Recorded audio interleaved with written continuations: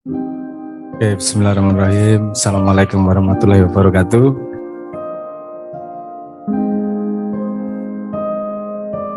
Ada bagian melempar masalah, ada bagian korban kelemparan masalah. Ya. Serah apa, masing-masing orang punya nasib dan jatahnya sendiri. Ini judulnya menarik, saya langsung bahas ke judulnya aja. Tapi sebelum itu, saya pengen membuat analogi dulu. Di sini udah pernah bikin paper, bikin apa ya?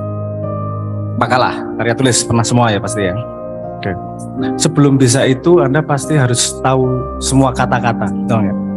Karena rangkaian makalah itu hanyalah kata-kata yang dijejer-jejer dirangkai. Tapi sebelum tahu kata-kata, Anda harus tahu huruf. Karena kata-kata hanyalah huruf yang dirangkai, dijejer-jejer. Nah, itu yang biasa saya sebut, untuk kita mau membahas sesuatu, perlu kita sadari dulu simpleknya, sesuatu yang sangat simpel, yaitu huruf yang jumlahnya ada berapa? Biro, jumlah huruf. Lali jumlah huruf. Hanya sekitar 26 ya. Ya ada yang versi 26, 27 kalau tilde diikutkan, kalau lainnya diikutkan bisa angkanya, tapi jumlahnya nggak lebih dari 30 kalau bahasa kalau tulisan biasa. Jumlahnya hanya segitu tapi bisa menghasilkan kata yang sangat banyak. Semua buku yang pernah ditulis hurufnya ya cuma itu aja. Artinya simpleknya udah jelas, kita bisa membuat kata yang sangat banyak jadi kompleks. Kata disusun menjadi sebuah ide yang tersampaikan menjadi multiplex kan gitu. Nah, sebelum bisa membahas bahasa yang kompleks ini dari intelektualitas menuju spiritualitas, saya ingin bahas dulu tentang simpleknya. Ini sepemahaman saya. Apa itu intelektualitas, apa itu spiritualitas? Kalau kita belum tahu clear tentang itu, belum jelas tentang itu, kita nggak akan bisa bahas. Saya ingin menyamakan persepsi dulu tentang itu, sepemahaman saya. Gini, pertanyaan saya, di sini ada yang pernah hidup menjadi manusia? Hampir semua ya. Kalau saya mengatakan begini, satu-satunya yang Anda miliki ketika menjadi manusia adalah pengalaman. Anda hanya bisa mengalami. Betul? Ya, mengalami. Saya tanya gini, ini tadi musiknya ini tadi, ada berapa lagu yang main? Ilir-ilir ini tadi, jumlahnya berapa lagu? Satu lagu. Hanya satu lagu yang bermain.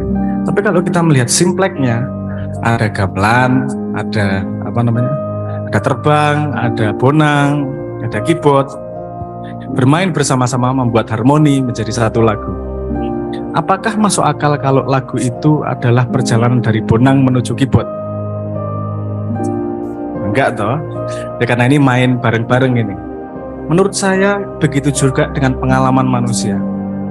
Jadi manusia kalau yang paling mudah dipecah, manusia itu, saya kalau yang mengikuti akun saya di Simbolik, saya kemarin baru post sebuah konsep yang saya sebut sebagai paradigm of three, itu yang saya siapkan untuk obrolan malam ini. Jadi pengalaman yang Anda miliki kalau dipecahkan cuma menjadi tiga. Kita punya mind, kita punya body, kita punya soul. Kita punya mind, akal, ya, pikiran, ada body, badan, dan ada soul, spirit. Kalau yang mudah dipahami, Anda cuma punya dua pengalaman yang setiap hari dialami. Pengalaman fisik dan pengalaman psikologis. Ya, nek di Kampleng itu pengalaman fisik. Loro atine di Kampleng pengalaman psikologis. Paham ya bedanya ya? Ada dua perbedaan yang sangat jelas di situ. Kalau Anda dipisui itu kemudian sakit hati, itu pengalaman psikologis atau pengalaman fisik? Psikologis ya. Kalau Anda kesandung tapi kemudian ya serapopo kesandung, nggak sakit hati sama siapa-siapa, itu pengalaman fisik atau pengalaman psikologis? Pengalaman fisik. Oke, tahu bedanya jelas ya. Pengalaman fisik, pengalaman psikologis. Jadi sepanjang kita hidup ini, kita selalu mengalami pengalaman psikologis dan mengalami pengalaman fisik. Yang di luar kedua itu baru disebut pengalaman spiritual. Apa definisi spiritual? Kalau ambil dari bahasa Inggrisnya, spirit itu sesuatu yang memang tidak bisa disentuh, nggak kelihatan. Dia adalah fondasi, bukan emosi, dia fondasi dari emosi. Karena memang susah dijelaskan. Kalau emosi adalah pengalaman psikologis, tapi kalau fondasinya di luar pengalaman psikologis dan pengalaman fisik, itu yang disebut sebagai pengalaman spiritual. Jadi kalau Anda ngomong, saya berpikir tentang spiritual, enggak, itu pengalaman psikologis, otak itu, mind. Kalau fisik, ya badan yang kita rasakan. Nah, oke, sudah paham ya, ada 3 ini ya, ada 3 realitas yang sekaligus berjalan seperti harmoni musik. Kita ngerasanya satu manusia, tapi akan ada 3 harmoni pengalaman yang berjalan. Ada pengalaman fisik terjadi terus-menerus, pengalaman psikologis terjadi terus-menerus, dan pengalaman spiritual terjadi terus-menerus. Sampai sini oke ya? Oke, kita bedah satu-satu dulu. Ini benar-benar dunia yang berbeda. Sama sekali benar-benar dunia yang berbeda. Saya kasih contoh gini. Kalau pengalaman psikis, pengalaman otak itu tadi, itu ujungnya, ini nomenklatur yang saya buat untuk membedakan ya, dan saya susah dari bahasa Indonesianya nih. Mohon maaf kalau saya pakai bahasa Inggris. Ujungnya adalah yang disebut sebagai real. Sesuatu yang real. Paham ya maksudnya sesuatu real? Pernah dengar kata itu ya, real? Ini real nih, pengalaman psikis itu real. Contohnya gini, Anda punya pacar. Saya bisa nggak pakai contoh itu? Boleh. Di sini apakah banyak penderita cacat tuna asmara? Kira-kira tersinggung nggak kalau saya pakai contoh pacar-pacar gini?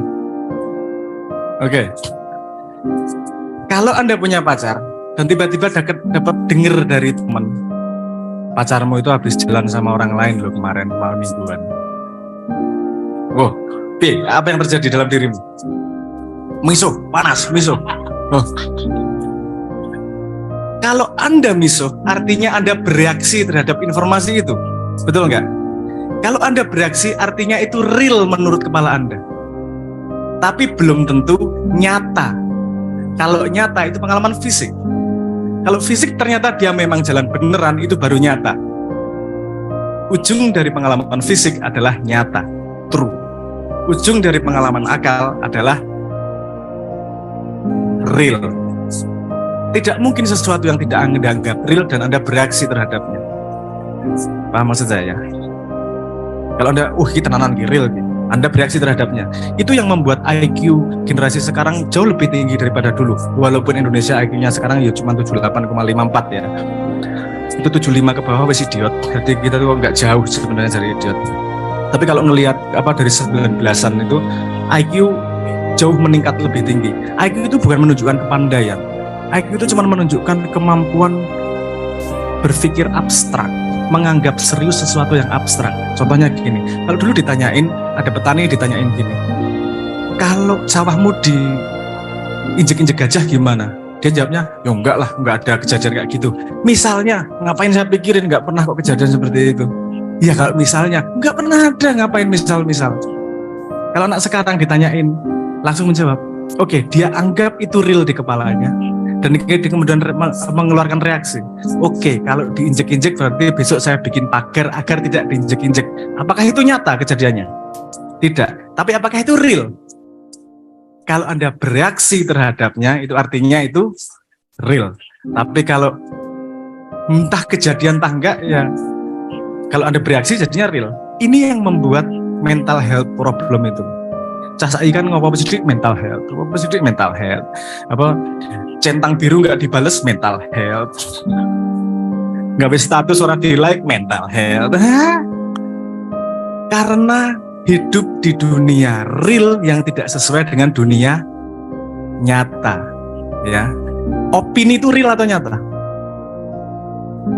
Real. Orang bisa sangat serius dengan opininya tanpa tahu kenyataannya, bisa. Karena di akalnya itu real. Padahal yang perlu kita lakukan adalah membuat semua yang real adalah nyata. Yang kita anggap real adalah yang nyata, kan gitu. Itu efek berikutnya. Tapi saya pengen ngomong simpleknya dulu. Misalnya ketika ini tugasnya juga berbeda. Dunia ini tugasnya berbeda. Misalnya Anda sakit, kesilet, kena api, Anda megang apa sebenarnya panci, kepanasan. Tugas badan, pengalaman fisik adalah memperbaiki yang rusak. Tugas akal apa? Mengingat kejadian itu agar tidak terjadi lagi megang pantat panci. Paham yang maksud saya? Dua fungsinya beda. Ini ada yang berbeda, ada lagi efek yang harus Anda pahami. Dunia fisik itu diatur oleh hukum alam. Anda sakit, ada hujan, ada badai, ada banjir, Anda nggak bisa ngapa-ngapain. Betul nggak? Kalau dunia akal itu diatur oleh akal manusia. Contohnya apa? Dunia psikis itu tadi, dunia akal itu tadi diatur oleh manusia. Contohnya hukum, uang, demokrasi, peraturan kampus. Apa itu buatan Tuhan? Anda kenapa patuh? Karena akal Anda setuju dengan konsep itu. Anda bersedia masuk pada konsep itu. Semua yang dibuat manusia bisa diubah dari dunia akal ini. Tapi kalau dunia badan nggak bisa diubah. Kalau dunia fisik, karena yang bikin kamu hidup pada peraturan yang dibuat oleh Tuhan. Paham ya bedanya ya? Dan ini akarnya juga berbeda nih. Gimana tumbuhnya? Nah, intelektual kan letaknya di dunia akal ini tadi. Nah, saya mau mulai masuk nih intelektual nih. Intelektual masuknya di dunia akal. Ibu dari intelektual apa sih? Agar cepat pinter gitu. Ibu dari intelektual apa? Nah, Anda pengen pinter. Duit ndasmu. Bukan duit. Ibu dari intelektual itu yang namanya attention. Memperhatikan. Perhatian. Kalau Anda punya yang dinaksiri, kamu naksir si A gitu, kira-kira follow terus stalking nggak? Stalking ya, saya dinagi ngopo perhatian intelektual Anda terhadap pengetahuan Anda terhadap anak itu meningkat pesat atau enggak? Oh, biasanya jam segini gini, biasanya bajunya ini. Oh, ini baju yang dipakai minggu lalu ini. Oh, sepatunya ganti, lagi sakit pokok mukanya kayak gini. Biasanya enggak. Temen yang lain kamu nggak perhatian, nggak akan tahu seperti itu. Kenapa? Karena kamu memberi perhatian. Di satu kelas, gurunya sama, apakah sama pinternya, intelektualnya? Beda-beda. Gurunya sama, pelajarannya sama, yang didengarkan sama. Yang memberi perhatian lebih, itu akan lebih intelek. Ya. Terus, ibu dari attention perhatian ini apa? Ada dua hal. Curiosity, keingintahuan, atau interest. Paham maksudnya? Curiosity, keingintahuan, atau interest, ketertarikan. Anda boleh ngomong nggak suka matematika, tapi kalau Anda lagi ngecak nomor togel besok, ahli matematika semua pasti. Gini loh, di mistik, ditambah ke, diwalik, ya seterusnya lah. Jadi ahli matematika semua. Padahal nggak ada yang suka matematika, nggak ada yang mau untuk sekolah matematika, tapi ketika ada interest dan dia punya perhatian, keluarlah intelektualnya. Tuh akarnya. Oke ya. Kita perlu bahas itu juga soal fisik ya. Oke, melengkap lah. Fisik, akarnya apa sih di belakangnya pada pengalaman fisik ini? Ini bisa kita lihat dari von Bertalanffy mungkin ya. Dari pelajaran evolusi. Kalau kita mau ngelihat gini, semua makhluk yang bergerak, fisiknya itu cuma pengen dua hal. Bukan dua hal ya. Dia cuma pengen sesuatu. Menghindari kesakitan, mendapatkan kesenangan dengan energi sesedikit mungkin. Menghindari kesakitan, mendapatkan kesenangan dengan energi sesedikit mungkin. Kalau bisa nggak ngapa-ngapain, duitnya banyak, bener nggak? Ya lah. Itu kamu nggak usah merasa bersalah. Itu naluri dari pitik ngono ki naluri ini. Ayam aja nalurnya gitu. Tapi kan ayam tidak punya kemudian value etik dan moral kan gitu. Nah itu pembahasan yang beda lagi. Akar dari ini tadi apa namanya, pengen senang, menghindari kesakitan dengan energi sedikit-sedikitnya, ini bisa ditabrak oleh akarnya lagi. Akarnya yang disebut sebagai survival. Ketidakinginan untuk mati. Oke ya, kamu nggak pengen mati karena gini, nek urusannya urip mati, gue menderita nggak kok, bersedia kok, betul nggak? Pembangane mati wis rapopo tak push up ping 200, nek ora tak tembak, mesti gelem gue push up. Karena urusannya hidup mati, jadi akarnya hidup mati, kemudian urusan kesenangan, kesakitan, baru itu pengalaman fisiologi. Ini akarnya sama loh. Kalau mau di garis, tapi itu nanti masuk ke yang ke spiritual. Ini spiritual harus angel jelaskan, nek spiritual. Karena ini di luar akal dan di luar fisik kan gitu. Koyone nek Islam yang ngomong rasa cerita soal roh sedikit saya ngerti gue. Wah, angel banget soal itu menceritakan. Kalau kata kunci, saya kasih contoh sedikit. Kalau kata kunci di akal adalah real. Kata kunci di fisik tadi apa? Nyata. Kata kunci pada spiritual adalah witness. Bersaksi. Kata kuncinya adalah bersaksi. Dia bukan aktif mencari kebenaran, dia bukan aktif mencari apa yang real, bukan menyatukan yang real dengan yang nyata, tapi menyaksikan perjalanan dua tersebut. Sehingga sahadatnya tidak disuruh percaya, tapi disuruh bersaksi. Karena dari kesadaran spiritual itu hanya bersaksi dalam tanda petik, hanya bersaksi, menyaksikan semua yang terjadi. Akarnya apa? Di kita tasawuf ini aku mau ceritakan ini gitu aneh. Karena semua tadi ada akarnya, tahu pasti ada akarnya. Bersaksi itu akarnya, kemudian karena yang bersaksi itu yang disebut sebagai consciousness. Nggak untuk bahasa Indonesia nih. Consciousness itu bukan kesadaran. Consciousness itu apa ya bahasa Indonesia nih? Nah bahasa Jawa ya ora ono soalnya. Apa ya? Atau kosakata apa? Bahasa Jawa saya mungkin kurang banyak. Kalau kesadaran kan aktif. Kalau consciousness adalah keberadaan yang tanpa memori, gampang gitu lagi tambah mumet menaikkan. Jadi, oke. Consciousness kalau Anda Islam berarti Anda masuk pada konstruksi berpikir non-duality. Dengan konsep tauhidnya, non-duality artinya bahwa manusia dan Tuhan bukanlah dualitas, kesadaran manusia dan kesadaran Tuhan, tapi sebenarnya tauhid semua ada satu di dalam kesadaran ilahiyah. Kalau Islam ikutnya aliran non-duality itu. Aliran. Nggak salah dibenerke lho Pak, ini kan IAIN, aku masuk ceramah soal ini yang IAIN kan nation aku. Non-duality, tauhid satu itu. Sehingga ketika ada single consciousness yang merasa kamu itu hanyalah pemadatan dari kesadaran yang full itu, yang yang penuh itu tadi. Saya kasih contoh gini aja. Kalau Anda punya papan tulis, terus Anda gambar lingkaran, muncul nggak lingkarannya? Muncul. Munculnya dari mana lingkarannya? Apakah ada papan tulis baru? Papan tulisnya tetap ada loh, nggak berubah loh. Hanya karena diberi batasan, dia muncullah entitas. Muncullah identitas yang namanya lingkaran. Sehingga manusia dengan batasan fisik, dengan batasan psikis, lahirlah batasan consciousness itu tadi yang menyaksikan. Kayaknya ngeri.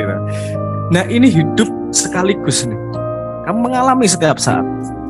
Cuman kalau kita dengerin musik, itu kan kita bisa memperhatikan, oh ini drumnya, oh ini gitarnya, oh ini bassnya. Walaupun dalam satu lagu yang berjalan. Begitu juga pengalaman yang kita alami. Kadang kita perhatian pada fisiknya, kadang-kadang perhatian pada akalnya.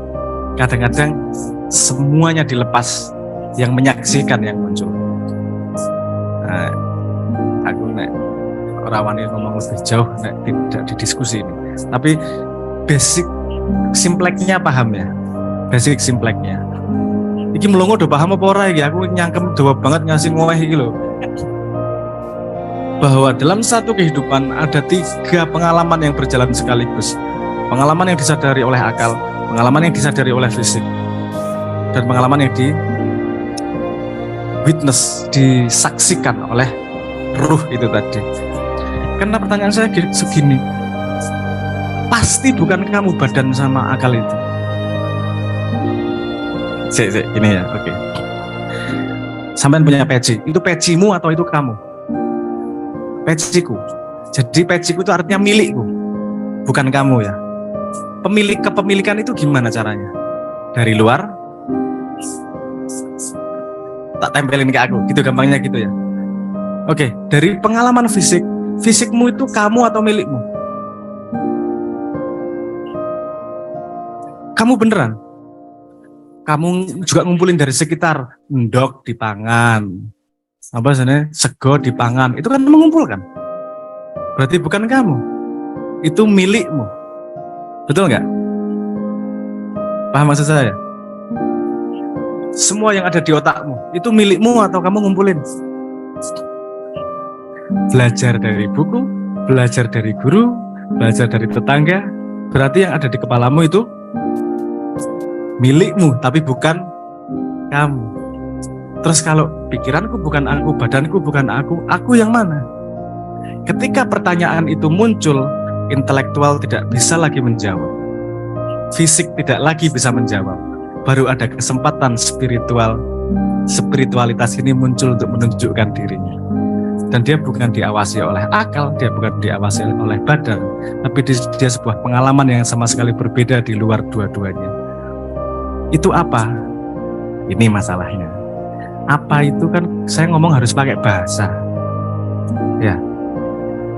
Limitasi bahasa adalah kalau kita tahu sama-sama tahu artinya.